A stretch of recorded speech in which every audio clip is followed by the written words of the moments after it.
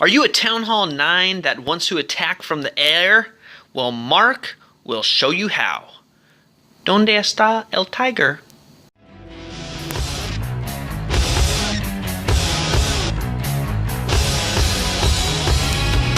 Let's just take a look at a couple attacks from Mark, and his objective now, especially after the Queen Walk has been nerfed, is to take out those air defenses. Now you'll see he starts up here with his king and queen, and they're working their way down, and he has this figured out in the funnel formation that the queen will work her way down in order to take out that air defense. Now he does have 2 rage, an earthquake, and 2 lightnings, if you notice in his spells, and I'm going to pause it because that's important. He does, now that he's worked his way in, drop 3 healers on his queen in order to take out the CC that's been pulled. So he's attacking the clan castle. He's dropped his poison on the clan castle. He does have the 2 rages, and those are geared towards his queen walk when needed. So his queen does take fire. He continues to work his way down. Not only did he kill the queen, but now he's taking out not only did he clear the clan castle, but he's taking out the king and soon to be the queen. So this, I don't know if you want to call it a modified queen walk because he did drop in the king first, but this queen walk that he's doing not only takes out the king, the queen, the clan castle, but also that air defense is now gone. And cue the rest of the attack. So we have the rest of the air coming in. We have Hogs attacking with the giant first drawing their fire down at the bottom. It's kind of hard to see all of this at once. He does double zap Quake, that air defense right in the middle. And now look at that. Those Hogs took out the archer tower and then the air defense. So he has 3 air defenses out of the picture from some seriously creative work. And sometimes that's what it takes. Queen walk for 1, double zap Quake for the other, and then a giant with 3 hogs. Actually, I think there were 5 hogs for the third.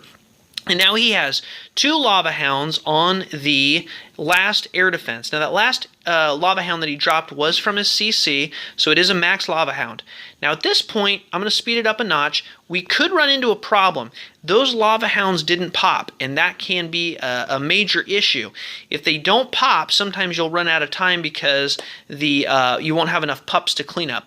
But at this point, he has his loons running around, his queen cleaning up, and also the lava hounds, as well as a baby dragon that he had there in his back pocket with some minions. So he does end up getting the 3-star. Excellently creative attack, and this next one's going to show you again how he can exploit the creativity of taking out those air defenses on a Lavaloon style attack. So on this one, he truly does not have any healers. This is a fairly maxed base, especially for air. It is an ideal base in one sense because he doesn't have any pointed up expos. There are no expos on this base, but it does have 4 maxed air defenses. So look at his spells. He has 4 lightning and 4 earthquakes. So the first thing he's going to do is he drops the 2 lightnings, the earthquake, and the 2 lightnings and the earthquake on 2 air defenses. So we have 2 air defenses gone, which leave only 2 air defenses left, and they're both right here. So let's see what he does next. Okay, he drops his clan castle hound, he drops 2 other hounds, and then followed by the loons, and they're going to work their way in. He's kind of circling the base with loons. In fact, he strategically dropped a loon down there at the bottom to kind of, I think, trick that sweeper. One of the hounds is popped, which again is not a bad thing. In that case, it does help with those pups. And he drops his king and queen up top here.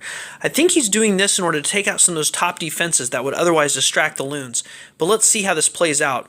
Sorry, I do have to have the full screen in play here because there's so much going on. We have the hound now popping at the bottom. One of the air defenses has been taken out, and now both air defenses remaining have been taken out. He drops a team of dragons from the top, which are going to work their way down. He has the loons working around the bottom, the king and queen working from the top left. So I think the advantage of this attack, and I'm going to pause it and ignore these loons. They're going to take out that last Tesla at the bottom. As you can see, we've got some defenses over here. The king's working his way down there. The queen still has full health and hasn't used her ability.